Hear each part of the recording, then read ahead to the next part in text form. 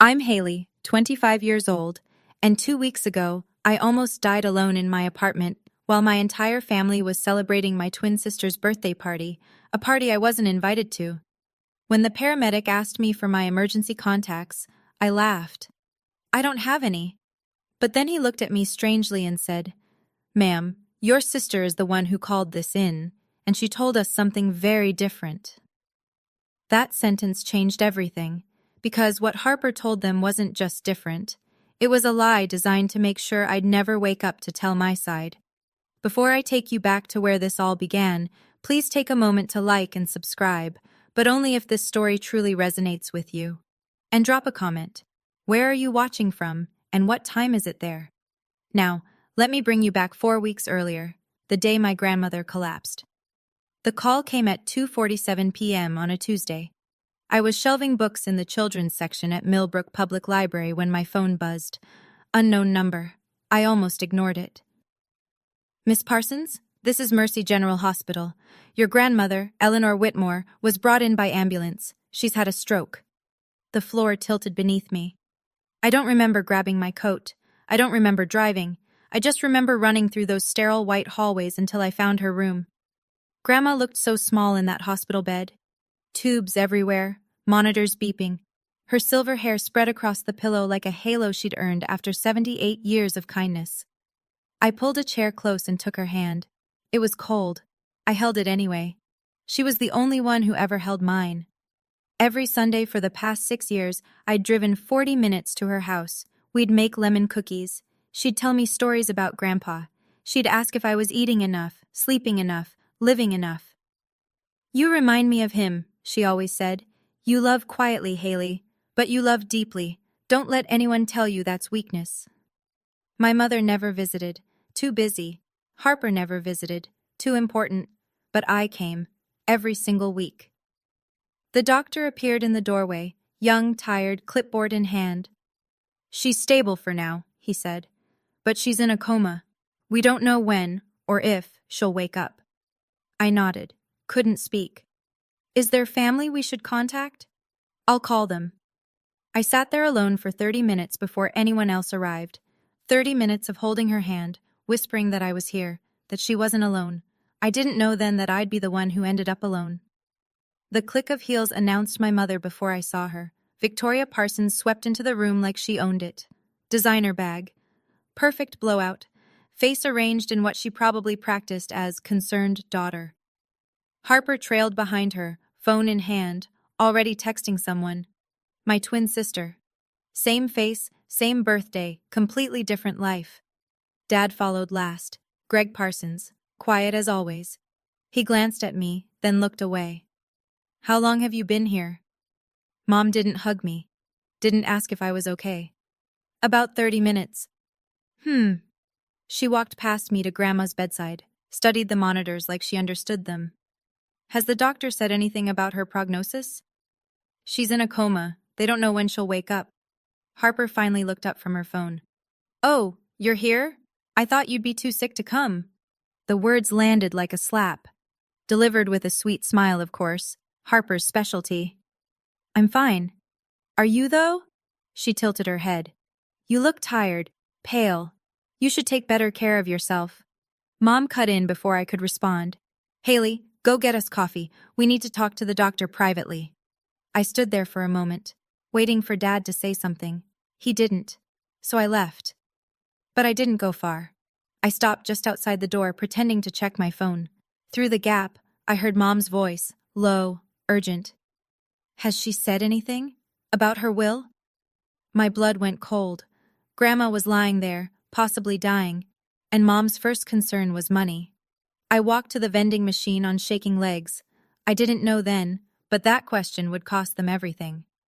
My apartment that night felt smaller than usual. 600 square feet. 1 bedroom. A kitchen the size of a closet. I'd decorated it with thrift store finds and plants I talked to when I got lonely. Harper's penthouse downtown had floor-to-ceiling windows and a doorman who knew her name. I sat on my second-hand couch, staring at my phone. The family group chat was active for the first time in months. Mom had typed, "Family meeting tomorrow, 10 a.m., my house. regarding mother's care. Then Harper, I'll be there, already cleared my schedule. No one asked if the time worked for me. No one ever did.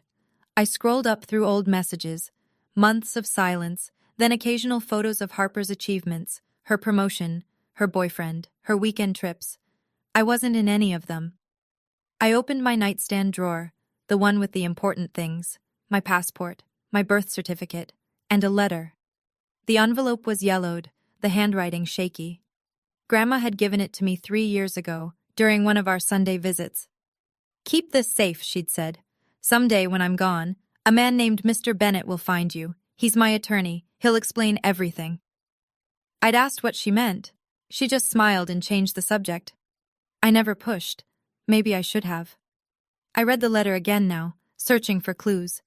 "My dearest Haley, if you're reading this, things have probably gotten complicated. I want you to know that I see you. I've always seen you, and I've made sure you'll be taken care of no matter what your mother tries to do. Trust Mr. Bennett, he knows the truth. All my love, Grandma."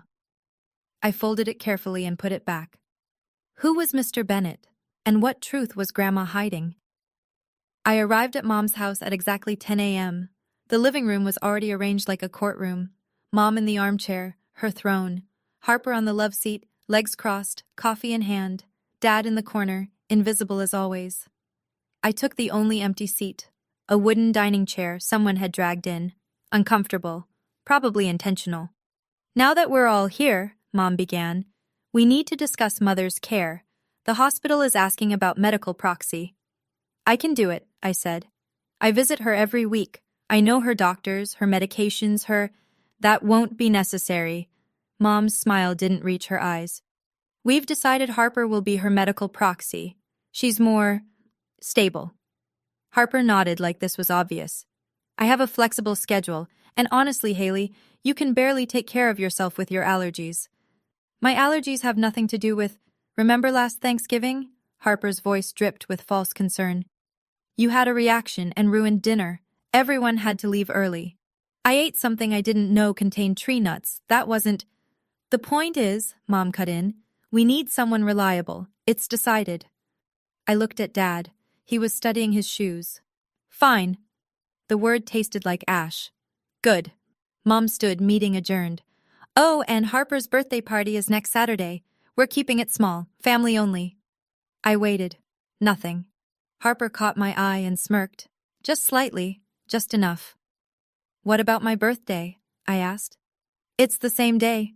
Mom waved a hand. "You never like parties anyway. All that food you can't eat. It's easier this way." I drove home in silence. 25 years of being the afterthought. 25 years of being the difficult one. I was tired. So tired. But I didn't know yet that tired was the least of my problems. The package arrived Friday evening. I was making dinner, plain grilled chicken, steamed vegetables, nothing that could trigger a reaction, when the doorbell rang. No one was there, just a pink box on my doormat, tied with a silver ribbon. I brought it inside, confused. Checked the card. "Happy 25th, sis. Sorry I've been distant lately. Here's something sweet for you. Enjoy your day tomorrow. Harper." My first instinct was to throw it away, but I opened the box anyway. Cupcakes. 6 of them, beautifully decorated with vanilla frosting and edible flowers. They looked expensive, professional. The label said Sweet Beginnings Bakery, the nut-free place I'd mentioned loving years ago. The only bakery I trusted. I stared at them for a long time. Part of me, the logical part, screamed that this was suspicious. Harper had never apologized for anything. Why start now? But another part, the part that still remembered us as kids, before everything went wrong, that part whispered, what if she's trying? What if the party snub was Mom's idea and Harper felt guilty? I hated that part of me, the part that still wanted my sister to love me. I set the box on the counter, decided to sleep on it. Maybe I'd throw them away in the morning. But by morning, loneliness won. Maybe. I set the cupcake down, decided to save them for tomorrow. My birthday. Our birthday. If I couldn't celebrate with family, at least I'd have cake. I put the box on my kitchen counter and went back to my boring, safe dinner, but something nagged at me. I picked up the card again, looked at the handwriting. Harper's handwriting was always sharp, confident, like her. This was shaky, almost nervous. Probably just wrote it in a hurry, I told myself. I took a photo of the cupcakes, almost posted it to Instagram. Something stopped me. That night, I dreamed of Grandma. She was trying to tell me something, but I couldn't hear her. She kept pointing at my kitchen, at the pink box, but no sound came out. I woke up at 3 a.m., heart racing. I should have listened. November 14th, my 25th birthday. I woke up to silence. No calls, no texts, no happy birthday Haley from anyone. I checked my phone 3 times before accepting the truth. They'd forgotten, or worse, they hadn't forgotten. They just didn't care.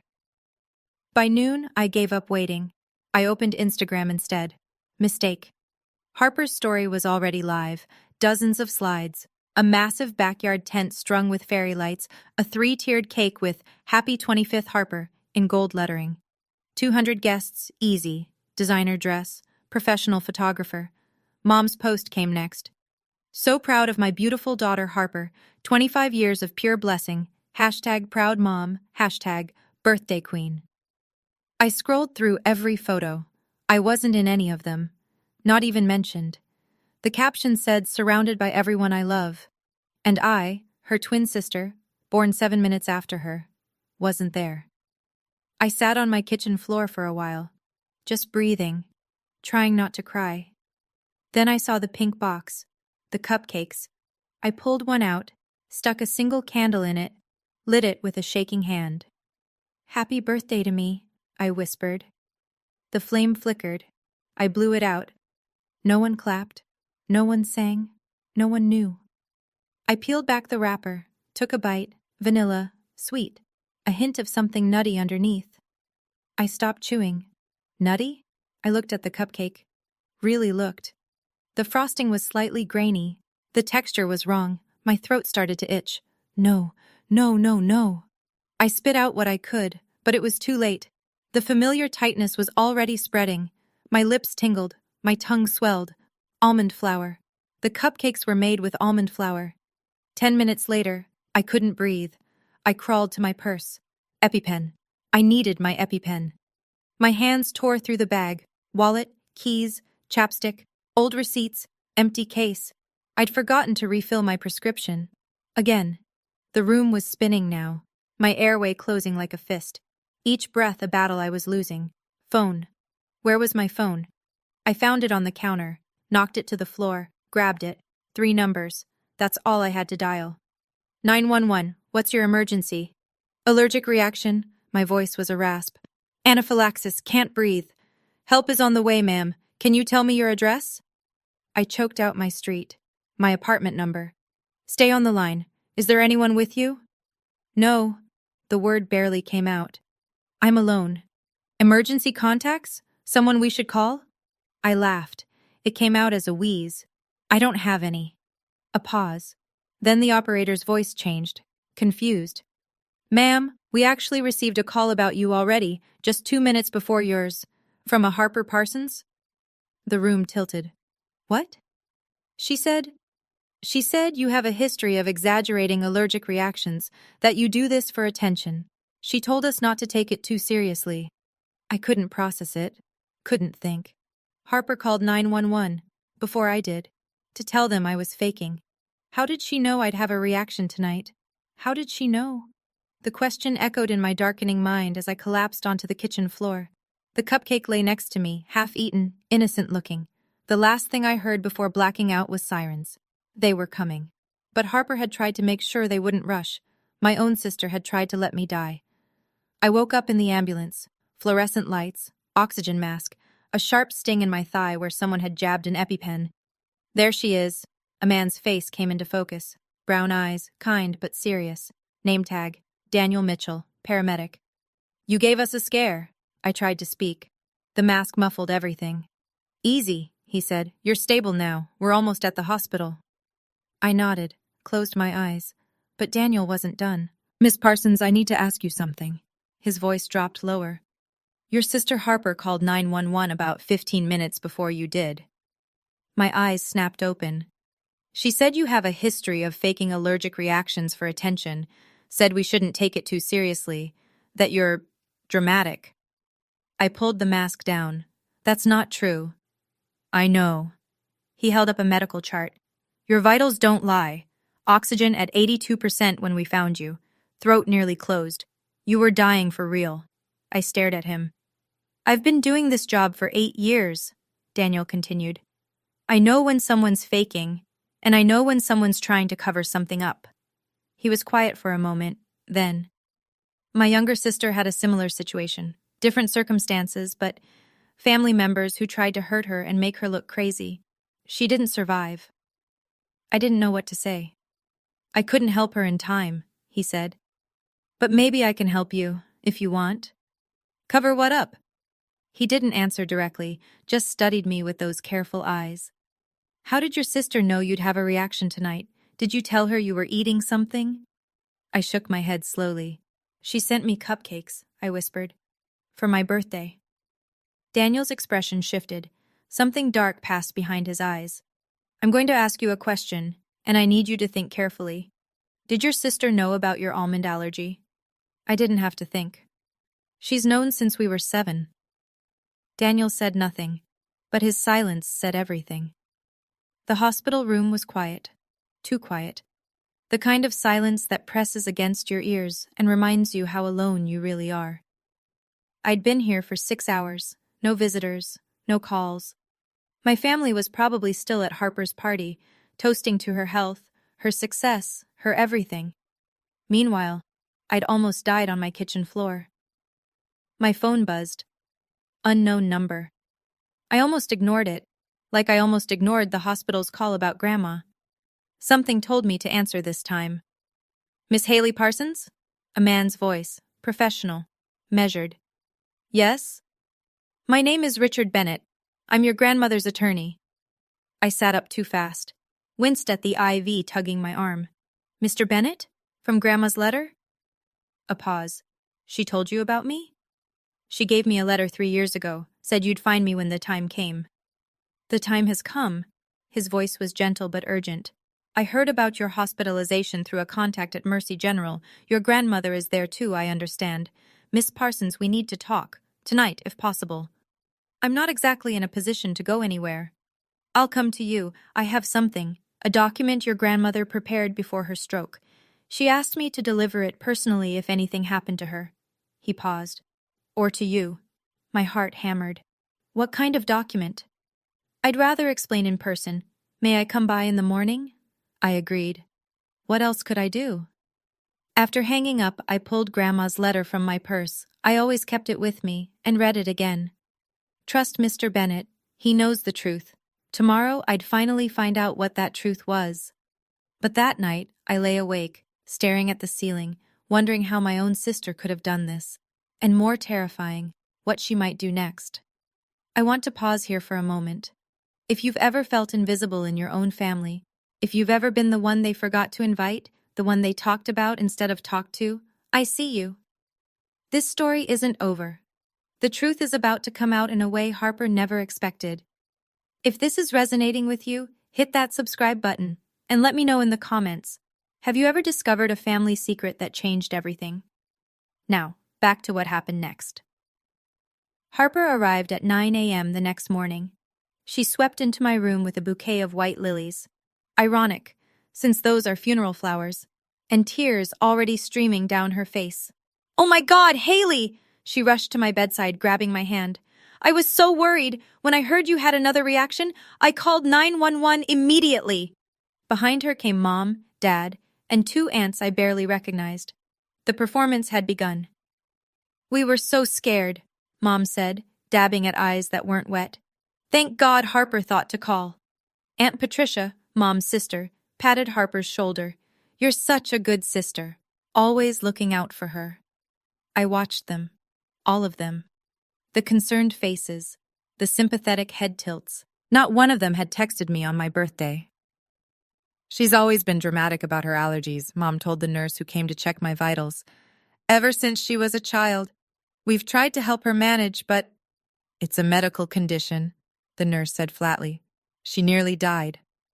Mom waved a hand. Yes, well, she's fine now. Harper squeezed my hand. We tried to include you at the party, Haley. I told Mom you should come. But you said you felt too sick, remember? I hadn't said anything. Because no one had invited me. Aunt Patricia leaned in. Honey, you need to take better care of yourself. You can't keep scaring the family like this. I wanted to scream, to throw the flowers in Harper's face, to ask why she called 911 to say I was faking before I even knew I needed help. But I didn't, not yet. Instead, I said, thank you all for coming. And I watched Harper's smile flicker, just for a second, when she realized I wasn't going to play along. They left after an hour, duty fulfilled, consciences cleared. I waited until the hallway was empty. Then I texted Daniel. He'd given me his number before I was admitted, said to reach out if I remembered anything important. I remembered something all right. He arrived during his lunch break, still in uniform. You look better, he said, pulling a chair close. I need to show you something.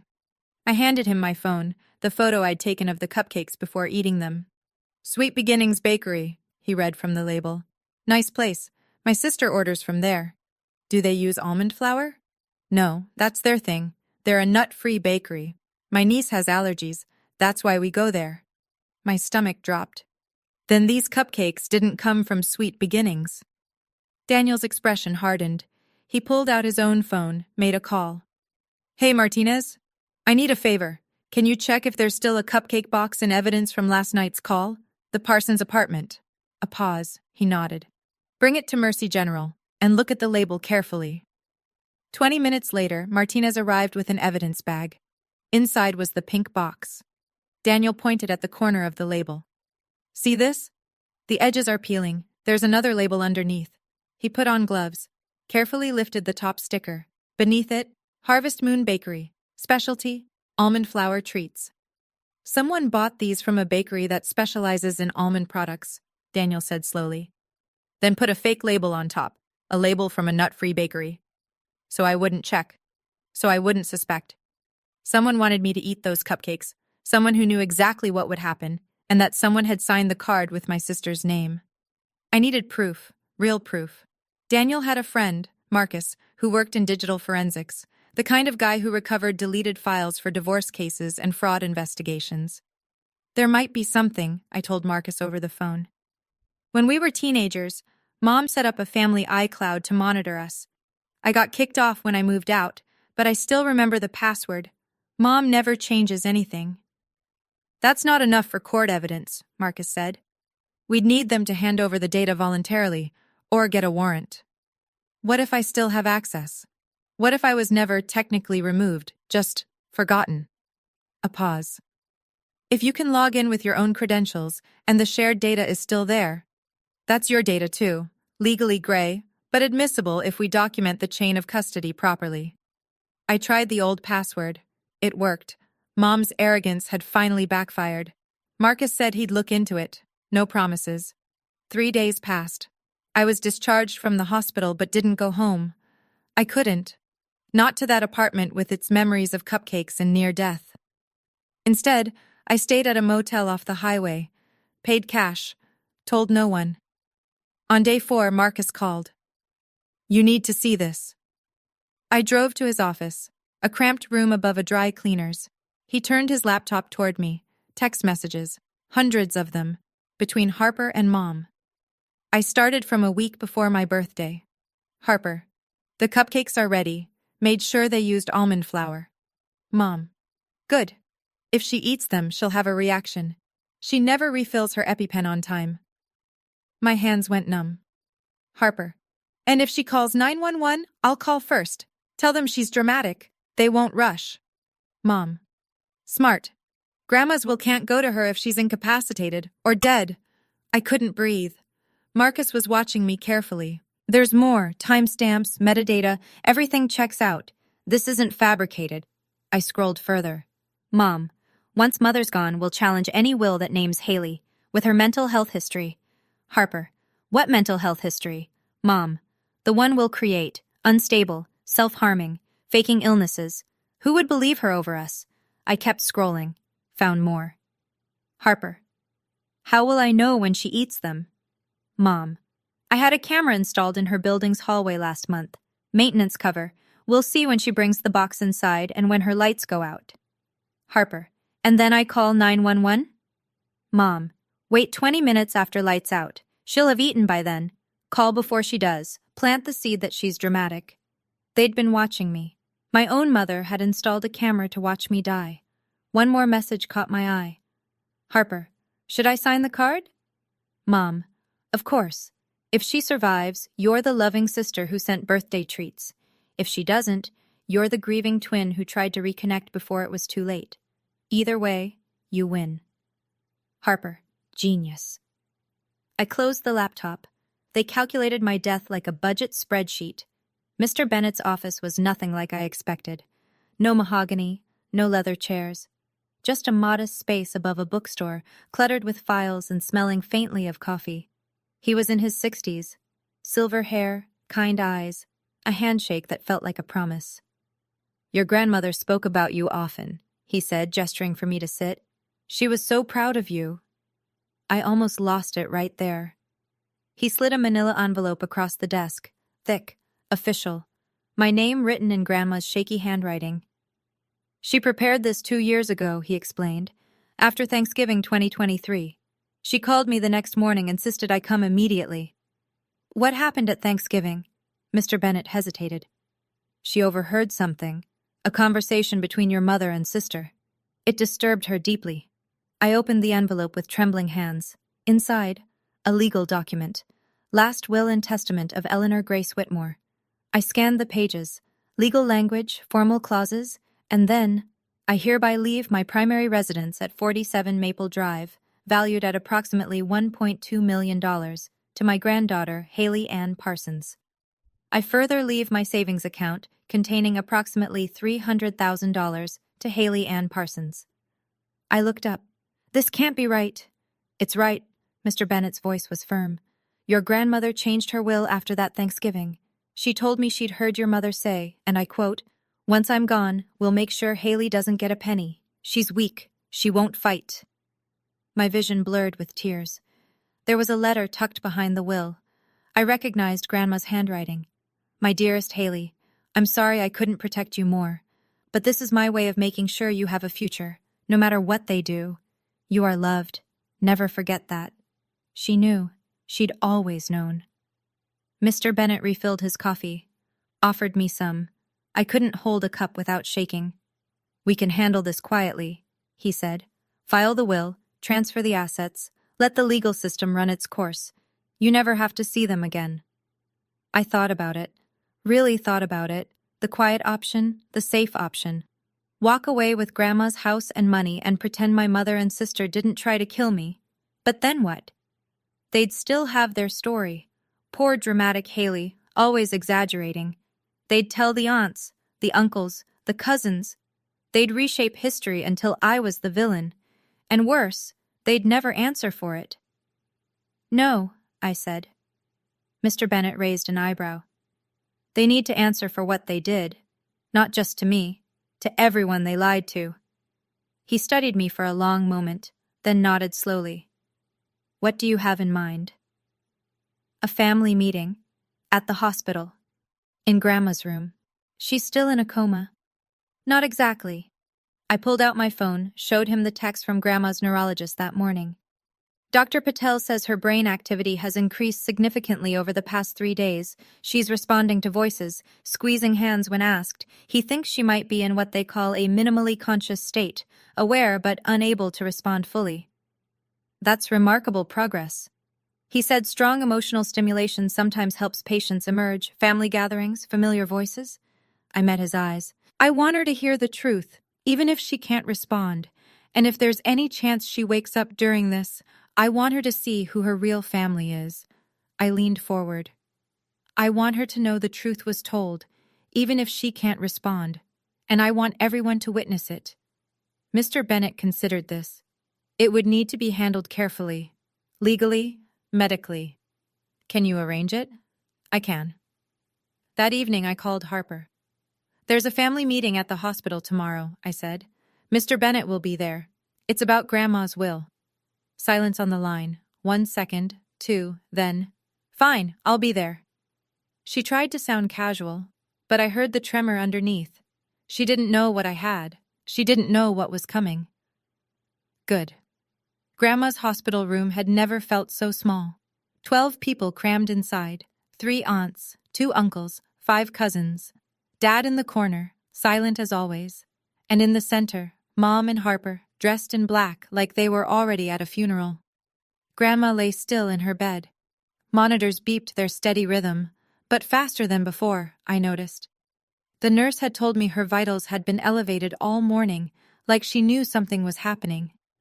When I walked in and said, "I'm here, Grandma," her hand twitched, just slightly, but I saw it. She was fighting her way back to us.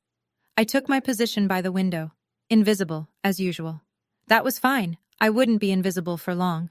Mr. Bennett stood at the foot of Grandma's bed, leather briefcase at his side. Mom spoke first. "Thank you all for coming. As you know, Mother's condition is critical. Harper, as medical proxy, will be making decisions about her care moving forward." Harper nodded gravely, the perfect picture of a responsible granddaughter. "We should also discuss her estate," Mom continued, "to ensure a smooth transition when the time comes." Uncle Robert, Mom's brother, shifted uncomfortably. "Victoria, Eleanor isn't gone yet." "I know that. I'm simply being practical." Mr. Bennett cleared his throat. "Actually," he said, "I called this meeting." The room went still. "I'm Eleanor's attorney. I've handled her legal affairs for 23 years. He pulled a thick envelope from his briefcase. "And there's been a development that changes everything." Mom's composure cracked, just a hairline fracture. "What development?" "Your mother left specific instructions. A will, prepared 2 years ago, with explicit conditions for how it should be read." Harper's voice was too bright. "We're aware of Mother's will. Harper and I are the primary beneficiaries." "You're aware of a will," Mr. Bennett corrected. "But not this one." The room went quiet. For the first time in my life, I wasn't invisible. Everyone was looking at the envelope in his hands. Mr. Bennett opened the envelope slowly, deliberately. "I, Eleanor Grace Whitmore, being of sound mind, do hereby revoke all previous wills and codicils." Mom's face went pale. He continued, "I leave my primary residence at 47 Maple Drive to my granddaughter, Haley Ann Parsons. I leave my savings account to Haley Ann Parsons." Harper shot to her feet. "That's impossible!" "Miss Parsons, please sit down." "This is fraud." Harper's voice cracked. "Haley manipulated her. Grandma would never—" "The will was signed and notarized 2 years ago." Mr. Bennett's tone didn't waver. "It has been authenticated by 2 independent experts. It is legally binding." I glanced at Dad. He was staring at the will, face pale. "You knew," he whispered. "Not to me, to Mom." "You told me Eleanor changed her will to include Harper equally. You lied." Mom's eyes flashed. "Greg, not now." "All these years, all these lies," his voice cracked. "What else don't I know?" Mom found her voice. Mother was clearly confused. She had moments of dementia. She underwent a cognitive evaluation 1 month before signing. The results are attached. Her mind was perfectly sound. Aunt Patricia looked between Mom and me. "Victoria, did you know about this?" "Of course not. This is obviously some kind of mistake." Cousin James spoke up. "Wait, why would Grandma leave everything to Haley? I thought Victoria and Harper were handling her affairs." "An excellent question." Mr. Bennett pulled out a second document. "Your grandmother included a letter explaining her decision. She asked that it be read aloud to the family." "No," Mom's voice was sharp. "That won't be necessary." "I'm afraid it is." Mr. Bennett looked at me. "Miss Parsons, your grandmother wanted you to decide." Every eye in the room turned to me. I stood by the window, hands steady for the first time in days. "Read it," I said. Harper looked at Mom. Something passed between them, panic, desperation, guilt. All 3, maybe. Mom's composure cracked completely. "Mr. Bennett, I really must insist." "The letter, please," I said again. And the room fell silent. Mr. Bennett unfolded Grandma's letter. The paper trembled slightly in his hands. Thanksgiving 2023, he began reading. I overheard my daughter Victoria tell Harper, "Once I'm gone, we'll make sure Haley doesn't get a penny. She's weak. She won't fight." Gasps rippled through the room. He continued, "That day I knew I had to protect my Haley. She is the only one who visits me because she loves me, not because she wants something." Mom was shaking her head. Mother was confused. She misheard. "I am not confused." Mr. Bennet's voice grew stronger, channeling Grandma's words. "Victoria has spent 30 years resenting Haley because Haley reminds me of my beloved husband. Harper has spent her life learning cruelty from her mother. I watched. I stayed silent. I was a coward." Tears streamed down my face. "But I won't be silent anymore. Haley deserves better than the family she was born into. So I'm giving her a chance at a real life. I pray she uses it well." Mr. Bennet lowered the letter.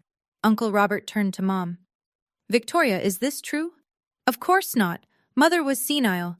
"She wasn't senile." I stepped forward. "And she wasn't wrong." All eyes on me now. "You want to know why Grandma cut you out? Because she knew what you're capable of." I pulled out my phone. "And 2 weeks ago, I found out too." Harper's face went white. "What is that?" "Text messages. Between you and Mom. Planning to send me cupcakes made with almond flour. Planning to call 911 before I did, to tell them I was faking." "Those are fake!" Harper screamed. "They've been authenticated by a digital forensics expert.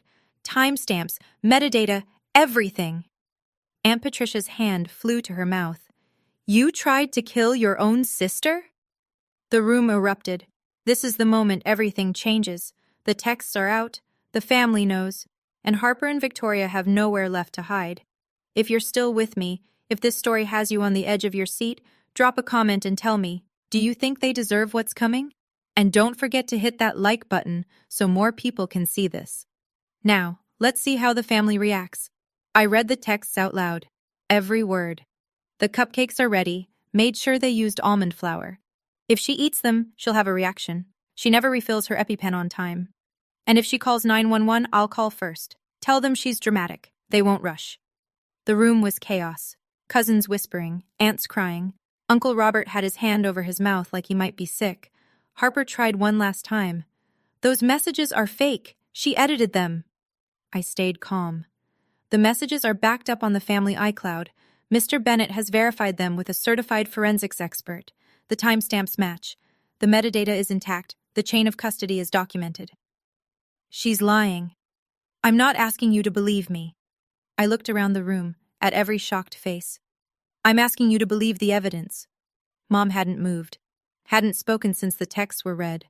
Her perfectly styled hair seemed wrong now, obscene against the context of what she'd done. Aunt Patricia walked toward me. She took my hands in hers. "Haley," she whispered, "I'm so sorry. I believed them. For years, I believed everything they said about you." I nodded, couldn't speak. Uncle Robert crossed the room to stand beside me. "I defended you for 20 years, Victoria. I told everyone Haley was exaggerating. I believed you." Mom finally looked up. "Robert, please." "Enough." His voice broke. "I'm done." Harper was still crying, but the tears looked different now. Not grief, not remorse. Fear. She grabbed Mom's arm. "We should go." They started toward the door. And then, a voice, weak, barely there, but unmistakable. "Victoria!" Everyone froze. Grandma's eyes were open. The room went absolutely still. Grandma's monitors beeped faster. A nurse rushed in, checked her vitals, then stepped back in shock. "She's awake," the nurse breathed. "She's actually awake." Grandma's eyes moved slowly around the room, landed on Mom, stayed there. "Mother?" Victoria's voice cracked. "Mother, you're awake. Let me explain. I heard." Grandma's voice was barely a whisper. But in that silent room, it thundered. "I heard everything." Mom stepped closer. "You don't understand.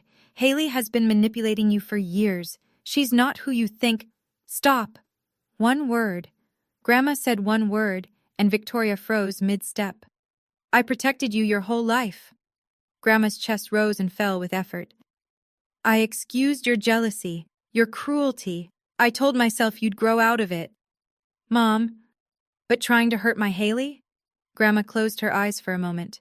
When they opened, they were hard as steel. You are no longer my daughter. Victoria made a sound, something between a sob and a scream. Harper rushed forward. Grandma, please, we didn't mean. I held you when you were born. Grandma's gaze shifted to Harper. I thought you had your grandfather's kindness. I prayed you wouldn't become like your mother. A single tear rolled down her weathered cheek. I was wrong. Harper backed away, face crumbling. Grandma turned her head.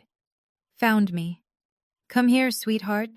I walked to her bedside on shaking legs, took her hand, warm this time, alive. I'm sorry I couldn't protect you sooner, she whispered, but now you protect yourself. You don't need them. I know, Grandma. Promise me. I promise. Behind me, I heard the door open. Close. Victoria and Harper were gone, but their damage wasn't. Not yet. The room slowly emptied after that. Aunts and uncles left in pairs, murmuring apologies as they passed me. Cousin James squeezed my shoulder. Cousin Michelle hugged me so tight I couldn't breathe, but in a good way this time. Dad lingered by the door. Haley. His voice was small, defeated. I'm sorry. I looked at him. Really looked. For the first time in years. The man who never defended me, never spoke up, never once chose me over his wife's cruelty. I know you are. I should have. Yes, you should have. I didn't say it with anger, just truth. But you didn't. He nodded. Couldn't meet my eyes. I'm filing for divorce, he said quietly. Whatever she did, whatever they did, I can't. He trailed off. That's between you and her. He left without another word. The nurse came back to check on Grandma, said she needed rest. The excitement had been too much. I sat beside her bed, holding her hand, watching her drift back to sleep. But this sleep was different. Healing, not hiding. She'll need rehabilitation, the doctor told me later. Speech therapy, physical therapy. It'll be a long road. I'll be here. I can see that. He smiled, the first genuine kindness I'd felt from a stranger in weeks. She's lucky to have you. Lucky. Funny word. I didn't feel lucky. I felt hollowed out, exhausted, like I'd climbed a mountain only to find another one waiting. But also, and this was new, I felt free. No more pretending, no more smiling through cruelty, no more hoping they'd love me if I just tried harder. They'd shown me exactly who they were, and for the first time in my life, I believed them. 2 weeks later, the consequences arrived. Detective Maria Santos from the Millbrook Police Department called me on a Tuesday. Miss Parsons, based on the evidence you provided, the text messages, the forensics report, the medical records, we're pressing charges against Harper Parsons for reckless endangerment with intent to cause bodily harm. I gripped my phone tighter. And my mother? Victoria Parsons is being charged as an accessory. She helped plan the attack and tried to interfere with emergency response. Attack. That's what it was. An attack by my own family. What happens now? They'll be arraigned next week. Given the evidence, the DA is confident we'll get convictions. Harper's looking at 1 to 5 years. Your mother, similar charges. I thanked her, hung up, sat in silence for a long time. The news spread fast.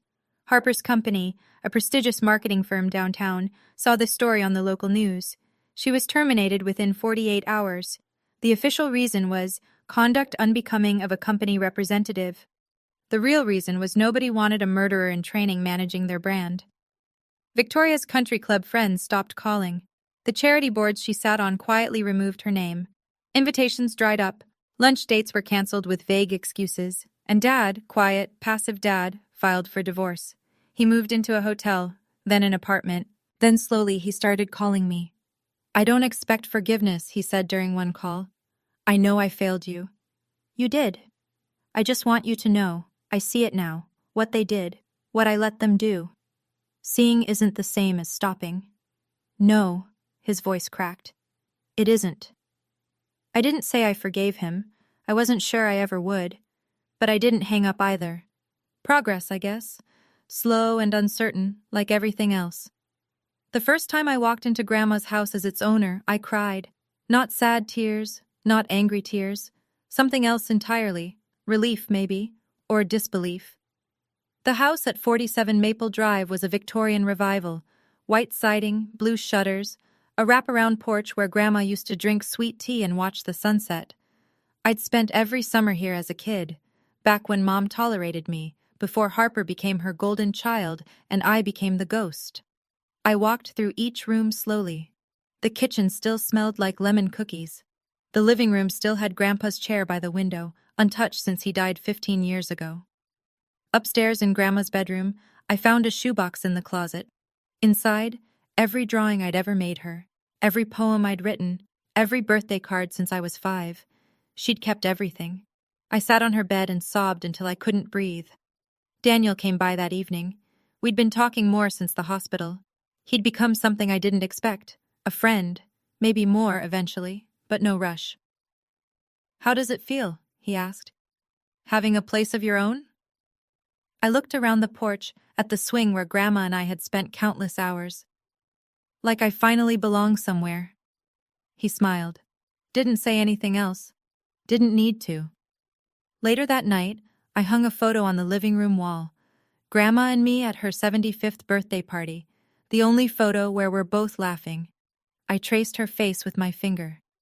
"I'll take care of it," I whispered. "I promise." Outside, the sun set over Maple Drive, golden light through old windows, the smell of wood and memory and home. For the first time in 25 years, I wasn't an afterthought. I was exactly where I was meant to be. The text from Harper came a month later. "Can we talk? I want to apologize, please." I stared at my phone for a long time. Part of me wanted to ignore it, block her number, pretend she didn't exist. But another part, the part that still remembered sharing a womb with her, sharing birthdays, sharing a face, that part needed to say something. I typed carefully, edited 3 times, then hit send. "Harper, I don't hate you. Hate takes energy I don't want to waste. But I don't trust you. And I don't want you in my life. This isn't revenge. This is a boundary. Please respect it." Then I blocked her number. Mom never reached out. I think she was too proud. Or maybe her lawyers told her not to. Either way, the silence was a gift. Dad called once a week. We talked about nothing important. The weather, his new apartment, how Grandma was doing in rehab. Small steps towards something that